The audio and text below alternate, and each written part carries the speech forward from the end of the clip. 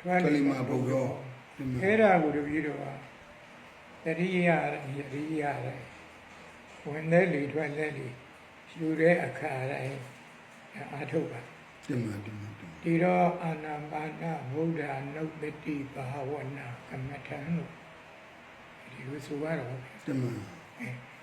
တနည်းအားဖြင့်လည်းအသက်ရှူရင်နဲ့ကုသိုလ်ရတင်ပါဗျာအသက်ရှူရင်နဲ့ဂုဏ်တော်ရှူဂုဏ်တော်ထုတ်ဂုဏ်တော်ဟိတ်တွေရတယ်ဘုရားတင်ပါ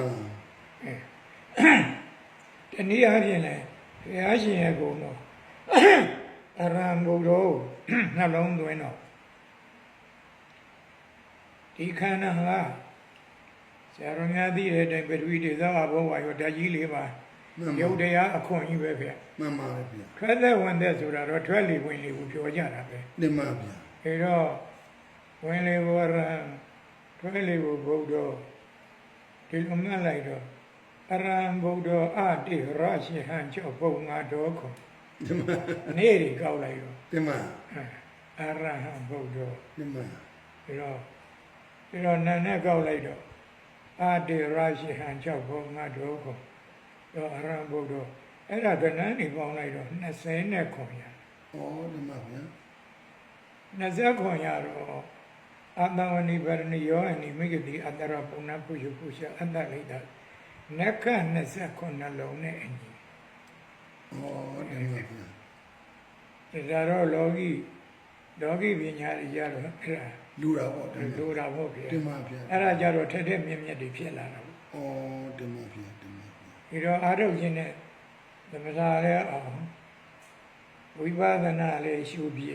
တင်ပါကြတော့အဲ့လိုဖြစ်လာတယ်တင်ပါဟိုတပည့်တော်သိကျင်တာလေးတခုကဘုံတော့ဟိုဒီအာရံဗုဒ္ဓဝင်လေအာရံထွက်လေဗုဒ္ဓဆိုတာရှင်း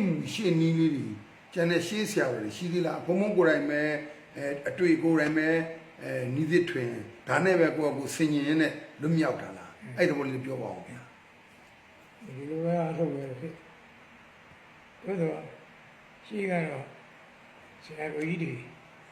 ဒီအာနာပါနဘုရားနုဒ္ဓတိဘာဝနာဆိုတာနှစ်ခုပေါင်းလိုက်တဲ့သဘောဖြစ်နေတယ်တင်ပါဒါကြောင့်မလို့နှစ်ခုပေါင်းလိုက်ပြီကိုယ်ပဲတီထွင်ခဲ့တာပေါ့ဩတင်ပါဗျာအဲ့လိုလုပ်လိုက်တဲ့ကောင်ဘာတွေများဘုံဘုံထူခြားမှုဖြစ်စဉ်တွေအောင်မြင်မှုတွေဓမ္မဝတိတ်တိအောင်နာတွေအခုနလို29လုံးဟိုဓာတ်စင်တို့ကြောင့်အခုရရှိလာတဲ့အကျိုးလေးတွေပြောပါအောင်ဗျာဒီမှာအဲ့ဒါတော့နေကောက်လိုက်တော့ဒီမှာနာအားဖြင့်တော့29ပေါ့ဒီမှာဗျာ29ဆိုတော့နက29လုံးကိုရည်ပဲပါဒီမှာဒါတော့နဲ့ပေါင်းတဲ့အခါကျတော့9ဖြစ်ပါတယ်ခင်ဗျပြီးတော့9နှဝင်ဖြစ်တယ်ဘဝကြည်ညာရောတတ္တဗိဒနှဝင်ဖြစ်တယ်ဒီမှာဗျာအဲတော့9 3 29ဖြစ်တယ်ဩဒီမှာအဲ့ဒီတော့စေပိုင်သမပိုင်ဓာတ်ပိုင်နက္ခပိုင်ဩဒီမှာအာထုတ်တာတော့ဒါကိုအာထုတ်ရရင်ကြောင်းပြီးတော့သမထယာနိကဝိပဿနာအာထုတ်လို့ရွေးအဲ့လိုအာထုတ်တာဟုတ်ကဲ့သမထယာနိကလည်းဖြစ်သွားတယ်ဒီမှာဝိပဿနာအာထုတ်လို့ဖြစ်သွားတယ်ဝိပဿနာအာထုတ်တာလည်းဖြစ်သွားတယ်သမာဓိအားထုတ်သမာဓိတွေအားကောင်းလာတဲ့အခါကျတော့အဒီသမာဓိကဇံဖြစ်တယ်ဗျာဓမ္မဗျာဒီတော့ဇာယတိတဟတိတိဇံလို့ဝိယုလို့တော့ဓမ္မတစိတ်ထဲမှာစိမ့်ဤကြီးမြဲရှိတဲ့ဣတိတသမတို့ကြောင့်ဇာနံဇာမြည်ဤလို့ဒီမှာဒါကြောင့်ဘုရားတပည့်တော်တရားပြရတဲ့အခါကျတော့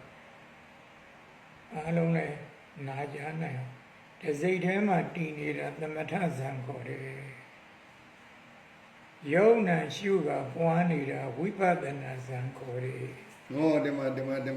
မထဥပဒနာနှစ်ခုလုံးပါတယ်ပေါ့ဒီမှာလုံးပါတယ်ဒီမှာ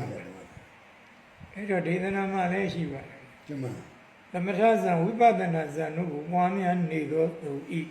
ဤကဟံတရမြတ်ဝါတခဏမြပင်လည်းဇီဝိတံအသက်ရှင်တန်၍နေရခြင်းသည်သေရောအလွန်